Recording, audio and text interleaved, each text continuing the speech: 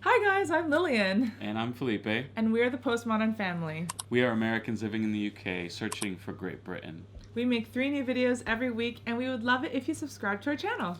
In this episode, we're going to react to my Philadelphia barbershop experience.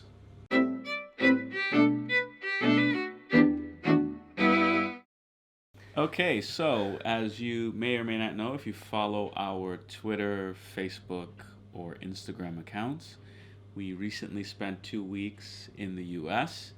We spent about 7 days in Philadelphia, 3 days of those 7 days in Baltimore.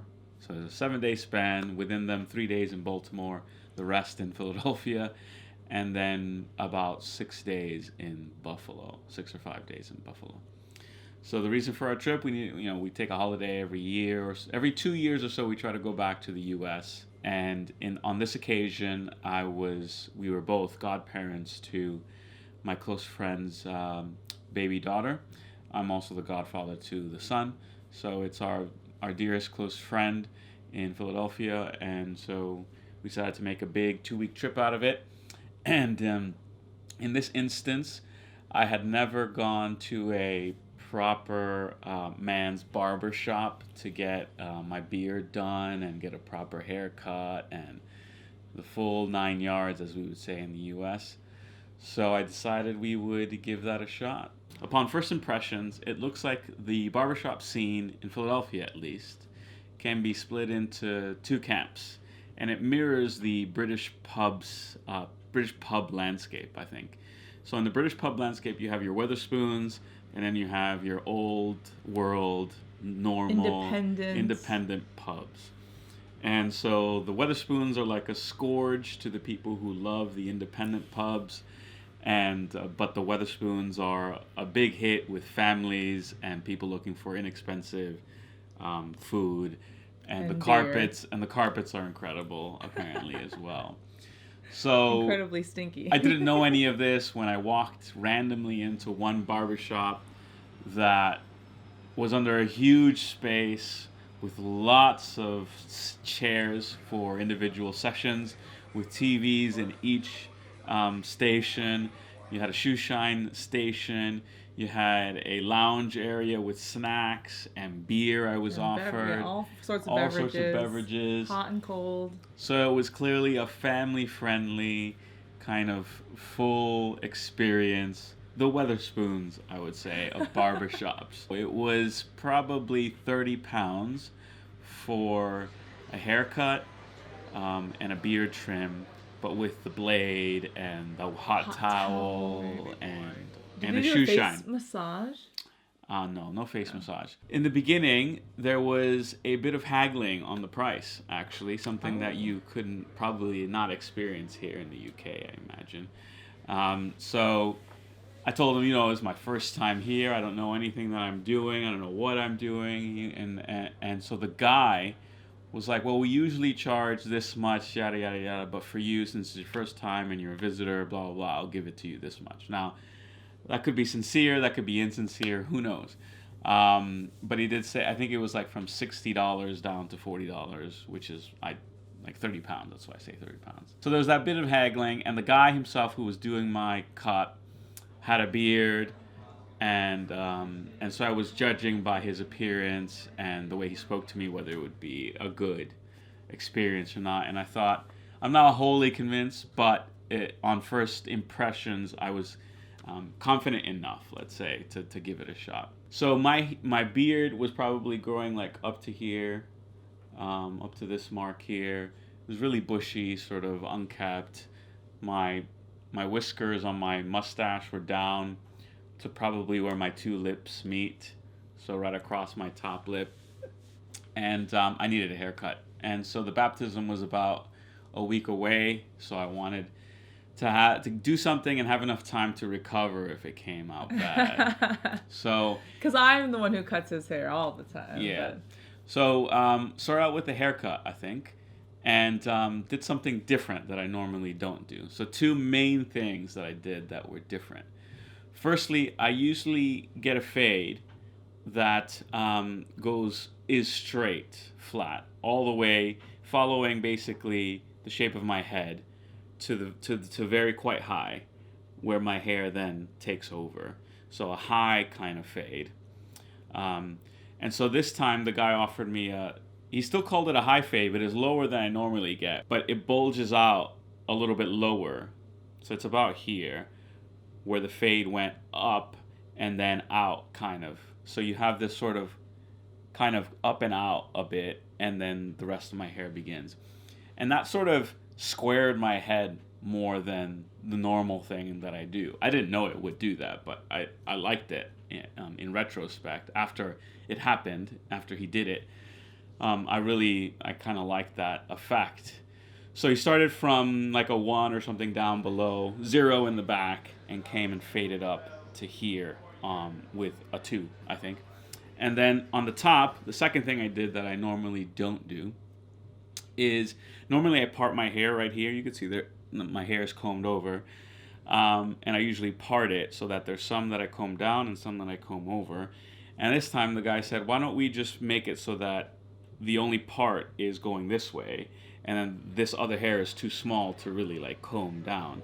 So now I can just do this when I comb, and I'm not trying to be careful about where I put that part.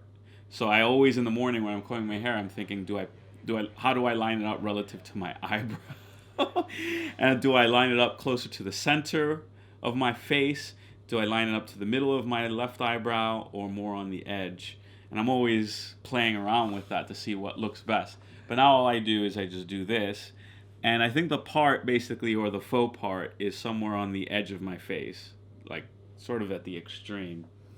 So all this is short hair coming up, and then the long hair just starts going that way. So those are the two things that the guy did differently, which I actually quite liked. I don't know if Lillian will be able to replicate any of these two things because, she's not a trained, what do you call it, beautician.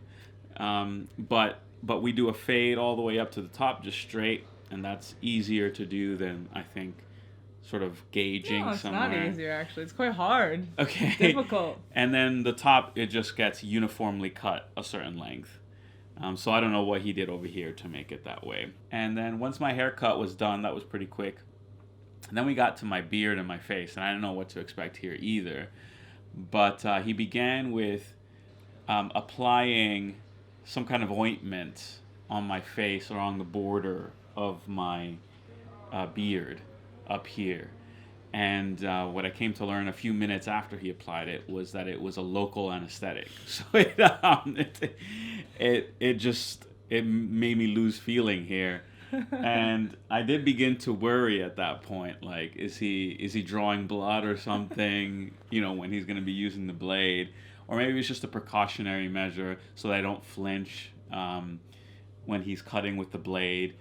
But he ended up, so he contoured with the blade all the way from up here, which gave a good sort of edge to my hairline here, which is I've always wanted, but I don't know how to achieve, or ask Lillian to achieve. So gave the contour, and with the blade sort of gave shape. And so he took off all this that was coming up to higher up in my cheek, and it doesn't. I don't have it anymore because I've been doing this myself now, but it gave it a rounded contour here. I always try to achieve a line and then a line, kind of like that. But he gave it a radius here. So that's one thing he did differently. And then he trimmed down my mustache. Before I would just let it grow all the way up to my nostrils, kind of. So he came down and made it a clean line. He trimmed out hair right here in this area, which I'd never done before. I just sort of thought, okay, whatever grows out here, it's just going to grow. Who cares? But he shaped this. He shaped this. And then he basically followed the upper line of my upper lip. So basically shaped my whole. We didn't shorten any of it. He just sort of brought the contour into under control, all the perimeters. Down here didn't do much. So I always wonder, like, some people I see wear a beard where like their neck is shaved, and and they take off all the hair that grows in their neck. He didn't say anything about that. So, but now the struggle is finding the product that's going to soften and not make it bushy and just sort of. I'd like it to like stay close to my face, but it's hard to achieve, I think. So any comments or feedback recommendations you guys might have. But yeah, overall it was a really good experience. You can't beat $40. And then he shined my shoes, which were older shoes. I initially thought it's not worth shining, but they look really good after they. Yeah, they looked. It gave it a little bit more life. The name of it was V's Barbershop. V's Barbershop, which I think is a chain. And I think the way it works, they hire independent barbers who have their own license and their own practice, let's call it. Okay. And so I think it's up to each individual practitioner to negotiate their price and whatever. And they probably rent the seat and all the equipment and pay a rental fee. Yeah. That's really different. I think that's the way it works. Cool. So yeah. I don't know. So do you think, is there anything like that here in the UK? Obviously London would probably have something like that, but yeah. Is that something that people go to? Do they go to barbershops here and like get their beard trimmed? If you follow my series that I did on drinking beer and finding out what British beers were, we had local man Paul, and he goes to, I don't know if it's a salon or a barbershop, but where the footballers go, where the some Saints players go, and he gets his hair and beard done, and it does look good when he gets it done. And how much is it? He spends, I think, £45.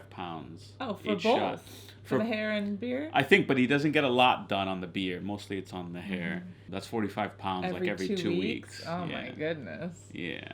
I was looking for the old school kind of just guys experience. And I did go with my best friend later in the week to one of those for him. And women and children aren't allowed. It's much smaller. It's to allow male talk, basically, and out of the earshot of women and children. What is that? You'll never know or understand, I think. So, but I noticed that they didn't quite incorporate the level of detail and, let's say, metrosexual, if that word is still in use. I don't think so. Yeah. It's kind of like, it's a term coined to refer to the man who's a little bit more interested in their physical appearance, the visual aspect of their appearance. Yeah. So I don't know if the guy didn't do like very detailed work on the contour, or he just sort of did a basic. So what did you think of the whole experience? I thought it looked really relaxing. I think it would be a nice thing to do like every once in a while, just to have a nice. It's kind of like a female facial, just to relax and have someone work on your face. But I liked the fact that there were snacks there, and they were all like, "Yeah, help yourselves, it's fine." Whatever. And didn't the kids fall asleep or something? Yes, yeah. Both. Oh no, our son fell asleep. Yeah. Humphrey fell asleep. And then on me, and then I switched myself out with my daughter. So Doris was sitting there with Humphrey's face on her lap, and while we were still finishing up, but it was getting close to his nap time, and also lunchtime. So I think they were hungry and everything. So we just gave them, we had Oreos, and we had we had crisps and apple juice, and they were happy. But what did you as far as the product, the outcome, visually, I quite liked what was produced. Yeah, I really like it. I think I can try my hand at doing it, but we don't own any like knife, whatever that blade is. I don't want to have a blade to my face. You don't trust me with a blade to your face? You drop things all the time. I think you could get little clippers that. Didn't you buy one? Yeah, I did. I bought a set of precision clippers that I'm trying to do shaping. Yeah, so I could use that. Yeah, I guess. Or even just a regular shaver, right? Yeah, but it's hard to gauge where the line is on that. Yeah. Oh, okay. Yeah, we'll give it a shot. Maybe we'll video it. We'll do like a video of me cutting your hair. So you like the way it came out? Yeah, I do. I just am worried about how long you're gonna grow your beard out, because we have friends who have like massive beards, and they just don't. I don't think they look very attractive. And it takes that sort of V shape. Yeah, I Like I don't old know what manish they're trying to right. achieve with that look. Yeah. I don't get it. Yeah, so. yeah. Thanks for watching this video. We hope you enjoyed it. Leave us a comment below and let us know the other kinds of videos you'd like us to create. If you like what we do, you can always buy some merch. We have t-shirts, mugs, tote bags, and hopefully we'll soon have some other items. But you can find it at teespring.com/stores/the-postmodern-family. Thanks for watching. Bye!